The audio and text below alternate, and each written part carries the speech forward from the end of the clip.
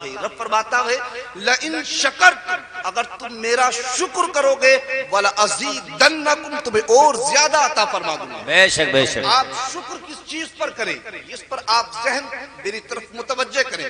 شکر ہمیں کس چیز پر کرنا ہے؟ آپ دیکھیں زندگی کے اندر ہمارے سب سے بڑی جو خامی ہے وہ ہم رب کی ناشکری کرتے ہیں۔ سب سے بڑی خامی زندگی کے اندر، آپ مجھ سے مخاطب ہوں یا میں آپ سے بات کروں، ہم ایک دوسرے سے بات کریں، آپ سے پوچھے جائے کہ آپ کی سچویشن، آپ کے حالات کیا ہیں، میں اور آپ کو اتنی لمبی فہرست سنائیں گے۔ آپ کہیں گے، میں آپ سے کہوں گا زندگی میں یہ پریشانیاں ہیں، زندگی میں یہ مصیبتیں ہیں، لیکن ایک بات بتاؤ، علامہ امام غزالی لکھتے ہیں، آپ فرماتے ہیں اگر زندگی کے اندر کسی کو مصیبتیں سنانی ہے تو اگر خدا سے بہتر تمہاری مصیبتوں کا کوئی حل کر سکتا ہے تو اس کو جا کر کے سنا دو۔ اگر کوئی خدا سے بہتر تمہاری پریشانیاں دور کر سکتا ہے تو سنا دو۔ آپ کہیں گے شکر کس چیز کا کریں، تو شکر ہمیں اس بات کا، ہر بات کا، اللہ کی تمام نشانیوں پر غور و فکر کریں۔ رب کا قرآن اٹھائیں، سورہ رحمان پڑھیں، سورہ قاف پڑھیں، سورہ جتنی قرآن کی آیتیں ہیں سب کے اندر اللہ کی قدرت کی نشانیاں ہیں۔ زیادہ بڑی مثال نہ لیجئے، آپ کے منہ کے اندر جو تھوک ہے، جو لعاب ہے آپ کے منہ کے اندر، اگر ہم اس کا بھی شکر کرنا چاہیں تو نہیں کر سکتے۔ آپ کہیں گے کیسے؟ ایک بہت بڑے پروفیسر تھے، بہت بڑے پروفیسر لیکچر دینے والے تھے، لوگوں کو گفتگو سے اپنی مانوس کرتے، لوگوں کو بات بتاتے، ٹیچر تھے، ادھیاپک تھے، شاگردوں کو تعلیم دیتے، لیکن جب گفتگو کرتے، جب بات کرتے، منہ کے اندر کا تھوک خشک ہو جاتا، آپ سے بات نہیں ہوتی۔ کسی نے پوچھا آپ کے منہ کے اندر جو تھوک خشک ہو رہا ہے، اگر ڈاکٹر علاج کے لیے کوئی دوا مہیا کر دے اور کہے کہ اتنے روپے میں اتنی پیسہ لگے گا، آپ کی تمام مال و دولت اس پر خرچ ہو جائے گی، آپ کا تمام مال و زر خرچ ہو جائے گا، تب آپ کے منہ کے اندر تھوک واپس آ سکتا ہے، تو کیا آپ کچھ عطا کر سکتے ہیں؟ یہ پروفیسر ٹیچر ادھیاپک وہی پر تڑپ کر کے کہتے ہیں بات یہی تک رہی، اگر ساری زندگی بھی کوئی مال و دولت لینے کے بعد مجھ کو غلامی میں قبول کرے گا اور میرے منہ کا تھوک واپس کرے گا تو سب کچھ قربان کرنے کے لیے تیار۔ بتائیں منہ کے لعاب کی کیا اہمیت، ہم کچھ نہیں سمجھتے، بات یہی تک نہیں۔ آپ کہیں گے شکر کس بات پر کریں، تو شکر ہم اس بات پر کریں کہ اللہ نے مجھے اور آپ کو صحیح سالم آنکھیں عطا کی ہیں، اس بات کا ہم شکر کریں۔ اگر شکر کریں، آپ دیکھیں کتنے ایسے جوان، کتنے ایسے لوگ ہیں کہ جو زندگی تو جنہیں عطا کی ہے اللہ نے، لیکن آنکھیں نہیں دی ہیں، جن کو آنکھوں کا نور نہیں عطا کیا گیا۔ کتنے ایسے بندے دنیا کے اندر ہیں کہ جن کو اللہ نے زندگی تو عطا کی ہے لیکن چلنے کے لیے پاؤں عطا نہیں کیے ہیں۔ ہمیں شکر اس بات کا کریں کہ اللہ نے آج ہم سب کے درمیان ایک ایسی مقدس مطہر محفل کا انعقاد کیا ہے کہ جس کو پیغمبر اسلام نے اپنی سنت قرار دیا ہے، قرار دیا ہے کہ جس کے بارے میں اللہ کے پیغمبر حدیثوں میں فرماتے ہیں، سرکار فرماتے ہیں، اللہ کے پیغمبر نے فرمایا النکاح من سنتی فمن راغب عن سنتی، آقا فرماتے ہیں نکاح کرنا میری سنت ہے، اور جس نے اس سے رغبت کی، جو اس سے انحراف کر گیا وہ ہم سے پھر گیا، ہم میں سے نہیں ہے، جس نے اس سے انکار کر دیا ہم میں سے نہیں ہے۔ شکر اس بات کا کریں، دنیا کے اندر جتنے مذاہب ہیں، دیکھیں کوئی کسی طریقے سے نکاح کرتا ہے، کوئی کسی کا شادی کا طریقہ کچھ ہے، لیکن آپ کسی سے پوچھیں تو کسی کے پاس ایسا شادی کا طریقہ نہیں ہے جو پیغمبر اسلام نے تم کو عطا کر دیا۔ سبحان اللہ، نعرہ تکبیر، نعرہ رسالت، مسلک اعلی حضرت، علماء اہل سنت، جشن شادی، نعرہ تکبیر۔ وہ شادی کا طریقہ عطا کیا۔ آپ حضرت عیسیٰ علیہ السلام کے ماننے والے، حالانکہ اب تو حضرت عیسیٰ علیہ السلام کی تعلیمات میں رد و بدل، اور یہ عیسائی وہ بھی نہیں ہے، یہ تو دیگر مذاہب انہوں نے قبول کر لیے۔ ان سے پوچھے شادی کے طریقے کیا ہیں، نہیں بتا سکتے، کیونکہ حضرت عیسیٰ نے شادی ہی نہیں کی تھی۔ آپ دیگر مذاہب میں پوچھے کہ شادی کے طریقے کیا ہیں، کوئی نہیں بتا سکتا، لیکن اللہ کے پیغمبر نے تمہیں وہ مقدس نبی عطا کیا ہے ہے کہ جس نے زندگی کے اندر شادی کر کے، اور شادی بھی کیسی کی، 25 سالہ نوجوان نے 40 سالہ خاتون بیوہ سے شادی کر کے پیغمبر اسلام نے دنیا والوں کو اعلان کر دیا، کہا لوگوں ایک وقت میں تم اگر بیواؤں کو ٹھکراؤ گے، یہ محمد اس بات کی گواہی دیتا ہے کہ جب لوگ بیواؤں کو ٹھکرا رہے تھے اس وقت تمہارے نبی نے بیوی کو، بیوہ کو سینے سے لگا کر کے عورت کی عزت میں اضافہ کر دیا۔ اور نعرہ تکبیر، نعرہ رسالت، نعرہ حیدری، نعرہ حیدری، مسلک اعلی حضرت، نعرہ تکبیر۔ اور کتنا اضافہ کیا اللہ کے پیغمبر علیہ السلام نے عورت کی عزت میں۔ ابھی آپ نے سید صاحب قبلہ سے سنا کیا سچویشن، کیا حالت تھی عورتوں کی، کہیں پر مارے جاتے، کہیں پتھر مارتے، حتیٰ کہ تاریخوں میں تو ہم نے یہاں تک پڑھا اگر کسی کے باپ کا انتقال ہو جاتا، آپ نوجوانوں توجہ سے سنیں، توجہ سے سنیں، بات کو ضائع نہ ہونے دیں، میری تقریر میں سے اٹھ کر کے نہ جائے کہ جملہ بڑا قیمتی پیش کر رہا ہوں۔ وہ دیکھیں پیغمبر اسلام کی تاریخ اٹھا کر کے، وہ وقت تھا کہ جب نوجوان خود کا سگا بیٹا اپنی سگی ماں کو اپنے باپ کی چتا پر جلا رہا تھا، جس وقت میں اگر کسی بیوہ کا انتقال ہو، اگر کسی کے شوہر کا انتقال ہوتا تو اس کی بیوہ کو ایک صحرا میں، جنگل میں جا کر کے کوٹری میں بند کر دیا جاتا، کئی مہینے تک وہاں پر رہتی، اذیتیں مصیبتیں برداشت کرتی، لیکن پیغمبر اسلام نے اس عورت کی عزت میں اتنا اضافہ کیا، سرکار فرماتے ہیں الجنت تحت اقدام الامہات۔ سبحان اللہ، سبحان اللہ۔ لوگوں یہ جس عورت کو تم، جس ماں کو باپ کی چتا پر جلاتے ہو، اس ماں کے قدموں کے نیچے جنت عطا فرما۔ سبحان، نعرہ تکبیر، نعرہ رسالت، نعرہ حیدری، مسلک اعلی حضرت مولانا فیضان صاحب قبلہ، نعرہ تکبیر۔ اور بات یہی تک نہیں، صرف ماؤں کی بات نہیں ہے، آپ تاریخ پڑھ کر کے دیکھیں، یہی باپ اگر کسی کا باپ بوڑھا ہو جاتا، اگر کسی کے باپ پر کی داڑھی سفید ہو جاتی، باپ کمزور ہو جاتا، اگر باپ کمانے کے لائق نہیں رہتا، اگر باپ بیمار پڑ جاتا تو اسی کا جوان بیٹا باپ کے گریبان کو پکڑ کر کے بازاروں میں بیچ دیا کرتا۔ یہ خوش قسمتی ہے تمہاری اور میری کہ ہم سب کو پیغمبر اسلام عطا کر دیے گئے۔ شکر اس بات کا کریں کہ اللہ نے ہم سب کو ایسا نبی عطا کیا کہ جب باپوں کو بازاروں میں بیچا جا رہا تھا اس وقت اللہ کے پیغمبر نے جوان کی کلائی کو پکڑ کر کے جھٹکا اور کہا تو نادان ہے، تو جس باپ کو نحوست سمجھتا ہے، جس باپ کو تو بازاروں میں لیلام کرتا ہے، جس باپ کو تو بیکار سمجھتا ہے، میں محمد اس بات کی گواہی دیتا ہوں، اسی باپ کو گھر لے جا، اس کے قدموں کو دبا دے، تجھ سے تیرا خدا بھی راضی ہوگا، تیرا مصطفیٰ بھی راضی۔ سبحان اللہ، سبحان، کیا بات ہے، سبحان اللہ، سبحان اللہ، کیا بات ہے، سبحان اللہ، سبحان اللہ، کیا بات ہے، ماشاءاللہ، سبحان اللہ۔ کہا تجھ سے تیرا خدا بھی راضی ہو جائے گا، مصطفیٰ بھی راضی ہو جائیں گے۔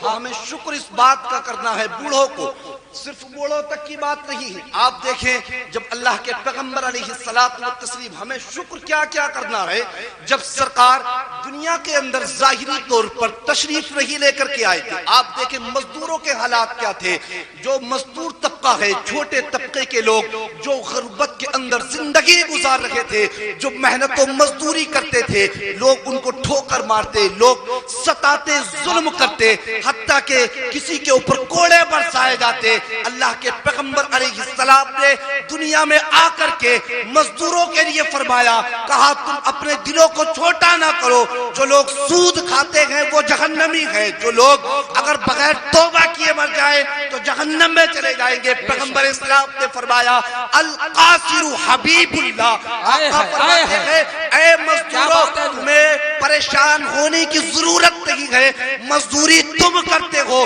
اولاد کو تم پالتے ہو، جنت کی ضمانت میں عطا ہے۔ سبحان اللہ، کیا بات ہے، سبحان اللہ، سبحان اللہ، سبحان اللہ، کیا بات ہے، سبحان اللہ، ماشاءاللہ۔ تم مزدوری کرو، اپنی اولاد کو نیک کمائی، ایسی کمائی نہیں کھلانی ہے، کہا نیک کمائی کھلاؤ، تمہیں جنت کی ضمانت میں عطا کروں۔ تو شکر اس بات کا کرنا ہے۔ آپ دیکھیں ایک اللہ کے بزرگ ہیں حضرت ابو ادریس خولانی، جب بات اس طرف آئی شکر کس کس چیز پر کریں، حضرت ابو ادریس خولانی یہ معاذ بن جبل صحابی رسول ہیں، ان کے شاگرد ہیں، معاذ بن جبل کے شاگرد ہیں حضرت ابو ادریس خولانی۔ زندگی میں تعلیم حاصل کرتے رہے، شاگردی کے منصب پر فائز رہے۔ جب آپ نے مذہب اسلام کی بہت ساری تعلیمات کو سیکھا، وہ سیکھنے کے بعد ایک وقت ایسا آیا کہ شادی شدہ تھے، گھر میں بچے تھے، بیوی تھی، سارا پریوار تھا، لیکن جب اللہ اس کے رسول کی محبت سینے میں داخل ہوئی تو آپ کو دنیا کے برے کاموں سے نفرت ہو گئی۔ جو لوگ کہتے ہیں کہ اگر جھوٹ نہ بولے، اگر غلط نہ کرے، اگر کسی کے ساتھ فریب نہ کرے تو کاروبار نہیں چلتا، آؤ تاریخ کے پنوں پر لکھی ہوئی باتیں دیکھو۔ حضرت ابو ادریس خولانی فرماتے ہیں، کہتے ہیں مجھے دنیا کے برے کاموں سے نفرت ہو گئی، اتنی نفرت ہوئی کہ حتیٰ کہ میں کہیں کام پر جاتا، کہیں مزدوری کرنے جاتا، کوئی جھوٹ بولتا میں واپس پلٹ کر آ جاتا، میں کہیں مزدوری کے لیے جاتا، میں دیکھتا لوگوں کو ایک دوسرے کی غیبت کرتے ہوتے، میں دیکھتا لوگوں کو ایک دوسرے کی برائی کرتے ہوتے، کہتے میں پلٹ کر کے واپس آ جاتا۔ گھر کے اندر فاقوں پر فاقے ہونا شروع ہو گئے، غربت دہلیز پر قدم رکھ چکی تھی۔ جب بندہ نیکی کے راستے پر چلتا ہے اللہ اس کو آزمائشوں میں مبتلا فرما دیتا ہے۔ کہتے ہیں گھر کے اندر فاقوں پر فاقے شروع ہو گئے۔ ایک روز بیوی نے سخت لہجے میں کہا کہ میرے شوہر سرتاج اب تک تم خالی آتے ہو، واپس پلٹ کر کے یوں ہی آ جاتے ہو، نہ مزدوری لاتے ہو نہ پیسہ لاتے ہو، بچے تمہارے فاقے سے رہتے ہیں، لیکن یاد رکھنا آج گھر سے جا رکھے ہو، پلٹ کر کے تب گھر میں آنا جب بچوں کے پیٹ بھرنے کے لیے کچھ سامان لے کر کے آ جاؤ۔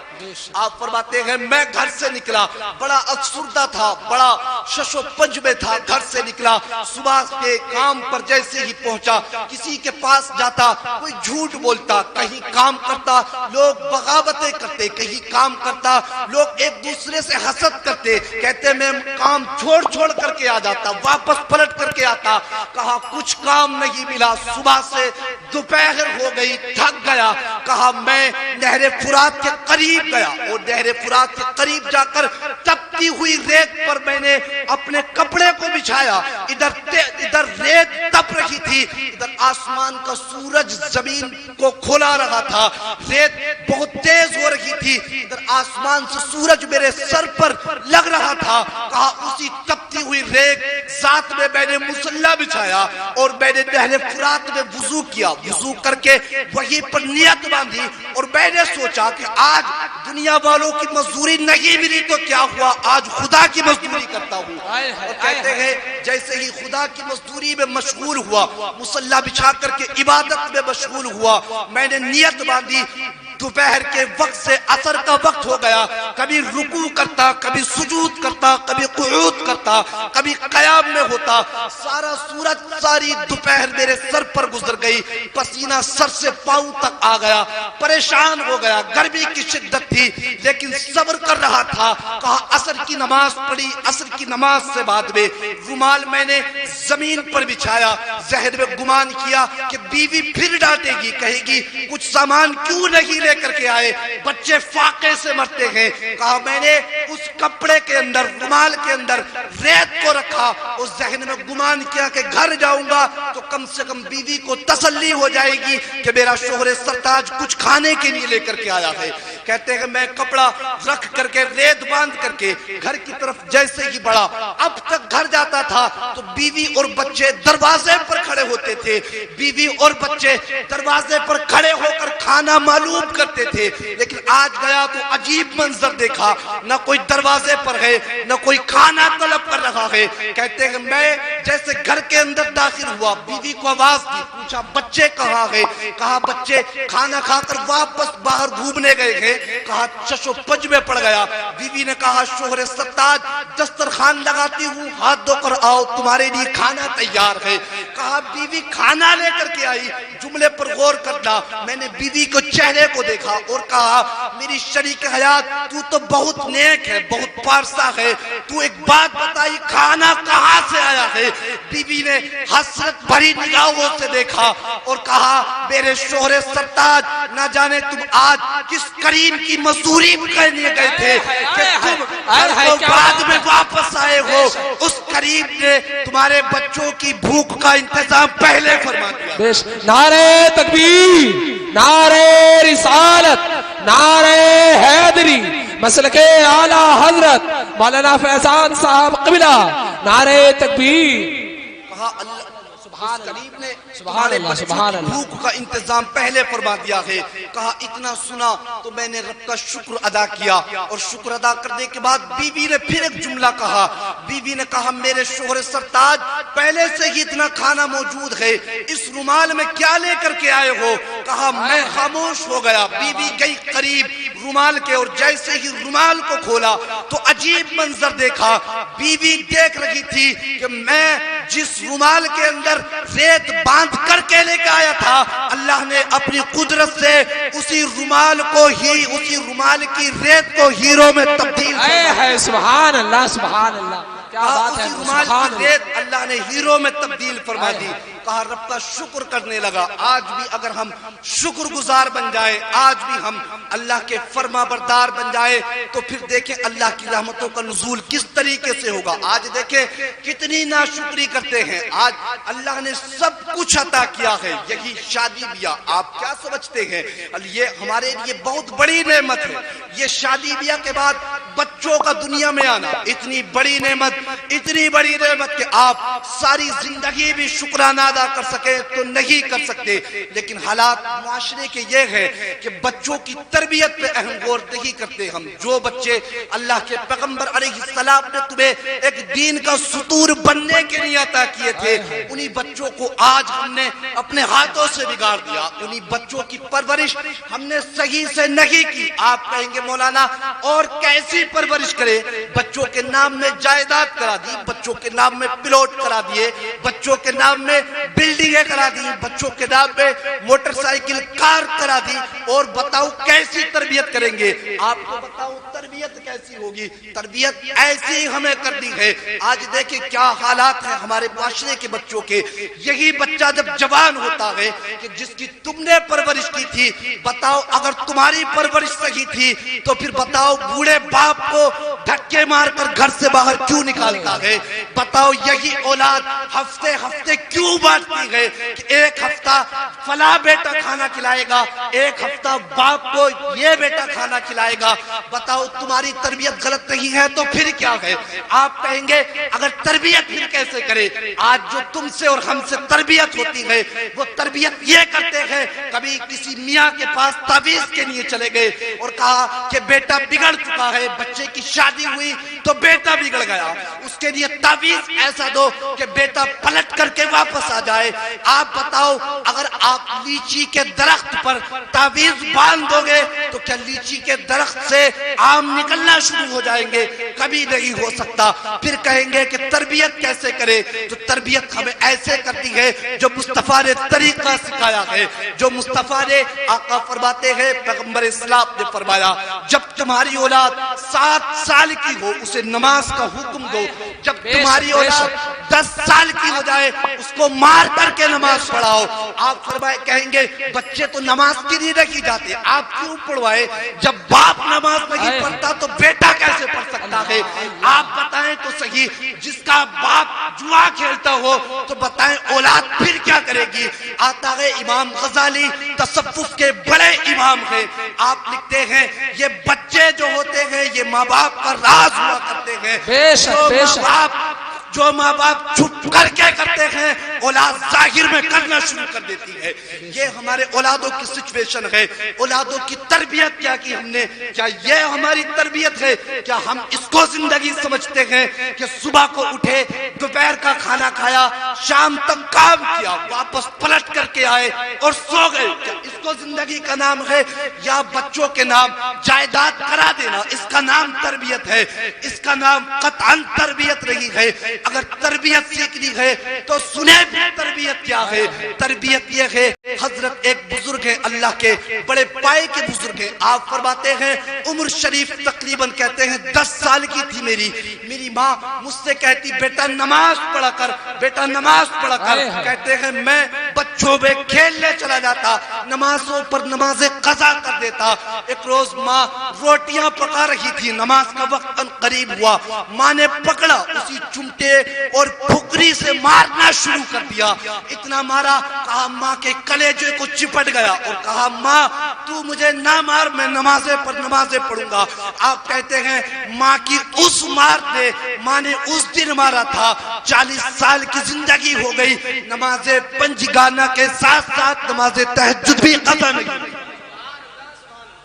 پھر آپ فرماتے ہیں ایک وقت ایسا آیا جب میری ماں کی روح قبض ہونے لگی، ماں کا آخری وقت آیا، میں ماں کے قریب گیا، ماں کے قدموں کو چوم کر کے کہا اے میری ماں ایک بات بتا، تو ساری زندگی مجھ سے پیار کرتی رہی، تو ساری زندگی مجھ سے محبت کرتی رہی، لیکن ایک بات بتا، تو میری وہی ماں ہے کہ جو میری ماں خود دھوپ میں کھڑی رہی لیکن مجھے سائے میں کھڑا کر دیا. اے میری ماں تو میری آج وہی ماں کہ اگر تجھے دوسروں کے برتن مانجنا پڑے تو نے میرے خاطر دوسروں کے برتنوں کو مانجا. میری ماں تو وہی ماں ہے جب بچپن کے عالم میں تو نے مجھے سوکھے میں لٹایا تھا، خود گیلے میں سوئی تھی، لیکن ایک بات بتا، بات سمجھ میں نہیں آئی، تو نے ایک روز مجھے اتنا مارا کہ میرا کلیجہ دہلنے لگا، جسم کانپنے لگا.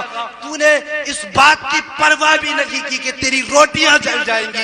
ماں نے بیٹے کو قریب کیا، پیشانی کو چوم کر کے فرمایا بیٹا بات یہ ہے، اس دن جب تجھے مارا تھا اس دن میرے لیے کوئی روٹیاں پکانا ضروری نہیں تھا، اگر اس دن ضروری تھا تو تجھے نمازی بنانا ضروری. آئے ہے سبحان اللہ. نعرہ تکبیر، نعرہ رسالت، نعرہ حیدری، مسلک اعلی حضرت مولانا فیضان صاحب قبلہ. نعرہ تکبیر، نعرہ رسالت.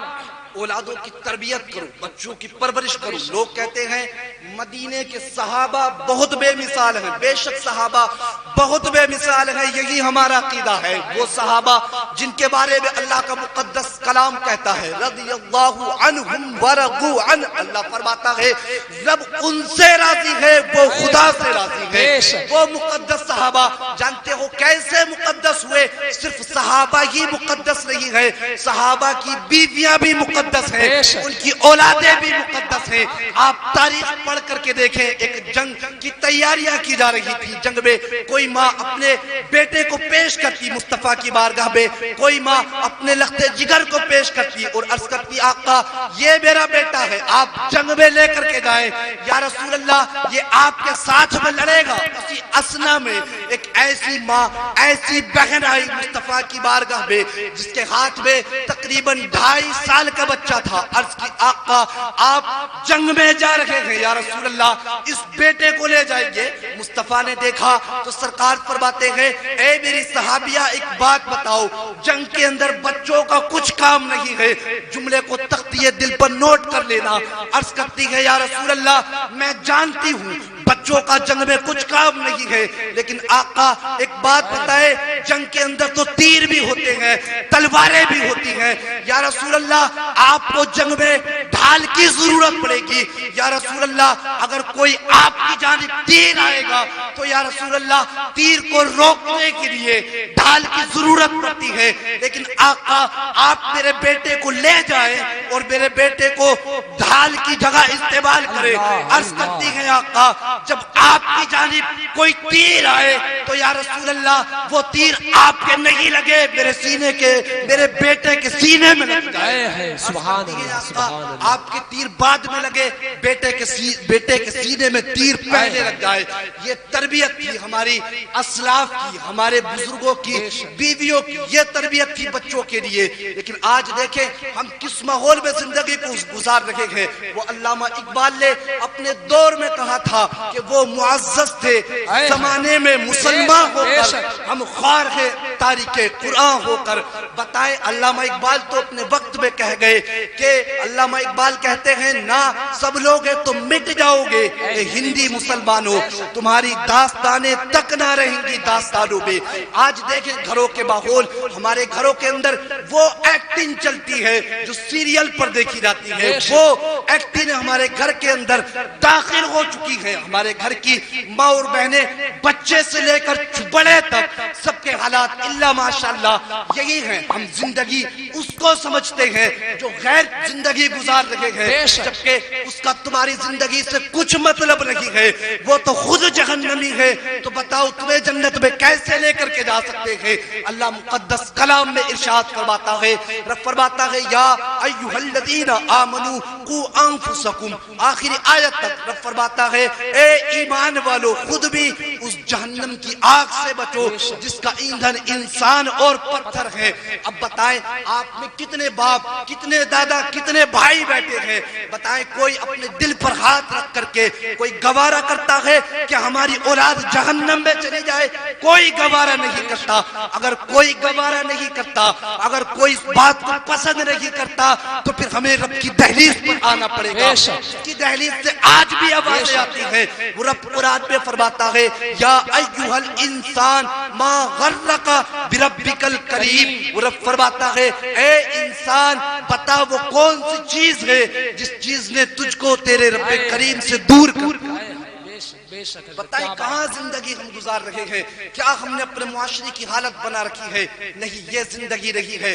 اللہ کے حبیب علیہ السلام ارشاد فرماتے ہیں، آخری باتیں کہہ کر کے مختصر سے وقت میں رخصت ہوتا ہوں۔ آقا فرماتے ہیں لوگوں میں دنیا سے جا رہا ہوں اور جاتے جاتے تمہیں دو چیزیں عطا کر کے جا رہا ہوں۔ صحابہ عرض کرتے ہیں آقا وہ کون سی ہے؟ سرکار فرماتے ہیں ایک اہل بیت ہے، دوسرا قرآن عظیم ہے۔ اللہ کے پیغمبر علیہ السلام ارشاد فرماتے ہیں یہ قرآن رب کی لٹکتی ہوئی وہ رسی ہے جس کا ایک سرا رب کے دستے قدرت میں ہے، دوسرا سرا بندوں کے ہاتھ میں ہے۔ آج دیکھیں قرآن سے بالکل دور ہو چکے ہیں۔ اگر ہم قرآن کو یاد کرتے ہیں تو صرف موت کے وقت یاد کرتے ہیں، زندگی جینے کے لیے قرآن کو یاد نہیں کرتے۔ لوگوں یہ قرآن اگر ہم زندگی کے اندر داخل کر لے تو یقین مانے ہم یہاں بھی کامیاب رہیں گے، وہاں بھی کامیاب رہیں گے۔ یہ قرآن وہی ہے کہ جب بہن نے قرآن پڑھا تھا تو خطاب حضرت عمر بن خطاب جیسی شخصیت کلمہ پڑھ کر کے ایمان لے کر کے نعرہ تکبیر، نعرہ رسالت، نعرہ حیدری۔ یہ قرآن تو وہ چیز ہے کہ جب بہن قرآن پڑھتی ہے تو بھائی ایمان لے کر کے آتا ہے۔ یہ قرآن تو وہ چیز ہے کہ جب ماں قرآن پڑھتی ہے تو بیٹا 14 پاروں کا قطب الدین بختیار کاکی حافظ بن کے نکلتا ہے۔ یہ قرآن تو وہ چیز ہے کہ جب ماں بیٹے کو شکم میں رکھ کر کے قرآن پڑھتی ہے تو دنیا کے اندر ایک غوث اعظم شیخ عبد القادر جیلانی 15 یا 18 پاروں کا حافظ قرآن میں جاتا ہے۔ یہ قرآن تو وہ چیز ہے کہ جب ماں قرآن پڑھتی ہے، جب بیٹا قرآن، جب ماں اور باپ قرآن پڑھتے ہیں تو ہم سب کو حسین اعظم جیسا شہید مل جاتا ہے۔ یہ قرآن تو وہ چیز ہے کہ جب ماہ نور قرآن پڑھتی ہے تو ہم سب کو معین الدین چشتی اجمیری جیسی شخصیت مل جاتی ہے۔ یہ قرآن تو وہ چیز ہے کہ اگر جب یہ قرآن پڑھا جاتا ہے، اگر قرآن ماں 80 سال کی عمر میں پڑھتی ہے پردے میں رہ کر تو ہم سب کو محبوب الہی غیاث الدین اولیاء جیسی شخصیت ملتی ہے۔ یہ قرآن تو وہ چیز ہے کہ جب ماں بریلی کی دھرتی پر بیٹھ کر کے پڑھتی ہے تو ہمیں اعلیٰ حضرت جیسی شخصیت مل جاتی ہے۔ یہ قرآن تو وہ چیز ہے کہ جب اعلیٰ حضرت اس قرآن کا ترجمہ کرتے ہیں، اس کی تفسیر کرتے ہیں اور جب ماں اسی قرآن کے ترجمہ و تفسیر کو سمجھ کر کے بیٹے کو دودھ پلاتی ہے تو ہمیں مفتی اعظم جیسی شخصیت مل جاتی ہے۔ یہ قرآن تو وہ چیز ہے کہ جب باپ مفسر اعظم، قائد اعظم لاکھوں کروڑوں مریدوں کے بیچ میں بیٹھ کر قرآن کی تفسیر کرتا ہے تو پھر ہم سب کو حضور تاج الشریعہ اظہری میاں جیسی شخصیت مل جاتی ہے۔ نعرہ تکبیر، نعرہ رسالت، نعرہ حیدری، مسلک اعلیٰ حضرت حضور تاج الشریعہ بدر الطریقہ مولانا فیضان صاحب قبلہ، نعرہ تکبیر، نعرہ رسالت. کیا بات ہے حضرت، سبحان اللہ، سبحان ماشاء اللہ، کیا بات ہے. ہمیں اپنی زندگی کا محاسبہ کریں اور ہم اپنی اولادوں کو قرآن سکھائیں. بے شک. آپ پریشان تو نہیں ہو رہے ہیں؟ محبت سے بولیے یا رسول اللہ. اولادوں کو قرآن سکھائیں. یہ قرآن وہ ہے. آپ کا میرا انتقال ہو جائے اور انتقال کے بعد بتائیں میں اور آپ اپنے دوستوں کے لیے کتنی دعائیں کرتے ہیں. بتائیں کتنی کرتے ہیں؟ کوئی الا ماشاءاللہ. جبکہ اللہ کے پیغمبر علیہ السلام مشکات شریف میں فرماتے ہیں، آقا فرماتے ہیں اذا مات الانسان انقطع الاعمال الا او ثلاثہ. آقا فرماتے ہیں جب بندہ رخصت ہو جاتا ہے 3 عمل باقی بچتے ہیں، سب ختم ہو جاتے ہیں. ایک عمل یہ ہے کہ اس کی نیک اولاد ہوتی ہے. اگر اولاد تمہاری نیک ہوگی، قرآن کے قاری ہوگی، قرآن کے عالم ہوگی، اگر قرآن اس نے پڑھا ہوگا، سمجھا ہوگا، تو دنیا کے سارے لوگ تم کو چھوڑ کر کے آ جائیں گے، لیکن یہی اولاد تمہارے سرہانے کھڑے ہو کر قرآن کی تلاوت کرے گی. یہ قرآن تو وہ چیز ہے جس کے بارے میں آتا ہے ایک شخص تھا ساری زندگی گناہ پر گناہ کرتے رہے، نمازیں قضا ہو گئی، روزے قضا ہو گئے، شراب کی بوتلیں ہاتھ میں رہی، لیکن آتا ہے انتقال ہوا، دنیا والے دھتکارنا شروع کر دیا. کوئی نماز جنازہ پڑھنے کو تیار نہیں. چند لوگ دفنا کر کے آئے، جیسے دفنانے کے لیے گئے قبر کے اندر رکھا تو عجیب منظر دیکھا. لوگ دیکھ رہے تھے کہ اب تک جس کو دنیا ٹھوکریں مار رہی تھی، جس کو دنیا ذلیل کر رکھی تھی، اسی کی قبر کے اندر سے خوشبوئیں آ رہی ہیں. سبحان اللہ. تعجب میں پڑ گئے. بیوی کے پاس آئے، بیوی ہمراز ہوتی ہے شوہر کی.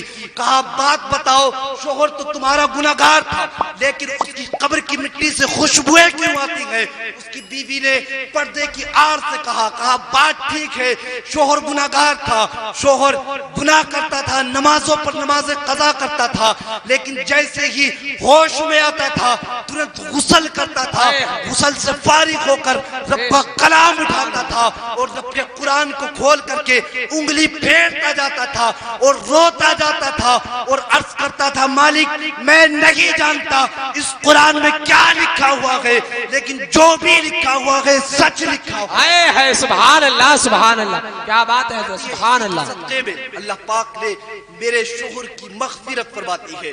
آج شادیوں میں جو قرآن آتا ہے، دیکھیں کئی روز تک قرآن رکھا جاتا ہے. اس لیے ہم اپنے بچوں کو تلقین کریں، بہن بیٹیوں کو، ماں بہنوں کو بچوں کی تربیت کریں. گھر کے اندر دلہن آئے اس کی تربیت کریں، ایسے نہیں کہ اس کے پیچھے پڑ جائیں. کچھ وقت لگتا ہے اس کو ماحول سمجھنے میں، کچھ وقت لگتا ہے اس کو آپ کا گھر سمجھنے میں، آپ کے گھر کے حالات سمجھنے میں. آپ اس سے کہیں بیٹا جب تک ماحول سمجھ میں نہیں آتا ہے، جب تک رب کے قرآن کی تلاوت ہے. سبحان اللہ، کیا بات. آپ کے گھر میں آنے والی بہو قرآن کی تلاوت کرے گی تو یقین ماننا اگر آپ اس سے کچھ دنوں تک دور بھی رہیں گے، اگر کچھ دنوں تک کام و کاج سے دور رکھیں گے تو یقین ماننا رب کی رحمتیں آپ سے بھی خوش ہو جائیں گی، آپ کے اہل خانہ سے بھی. بے شک، بے شک، سبحان اللہ. تو اس لیے اپنے آپ کو بدلے، اپنی زندگی کو چینج کریں. ورنہ یاد رکھنا علامہ اقبال نے کہا تھا کہ وہ معزز تھے زمانے میں مسلمان ہو کر اور ہم آج خوار ہیں تاریخ قرآن ہو کر. اگر ہمیں زندگی صحیح سے گزارنی ہے تو پھر یہی کہنا ہوگا کہ محمد کی محبت دین حق کی شرط اول ہے، اسی میں ہو گر خامی تو سب کچھ نامکمل ہے، اور کی محمد سے وفا تو نے تو ہم تیرے ہیں، یہ جہاں چیز ہے کیا لوح و قلم تیرے ہیں. وما علینا الا البلاغ. السلام علیکم ورحمۃ اللہ وبرکاتہ. المشرق لا الہ الا اللہ محمد رسول اللہ صلی اللہ علیہ وسلم.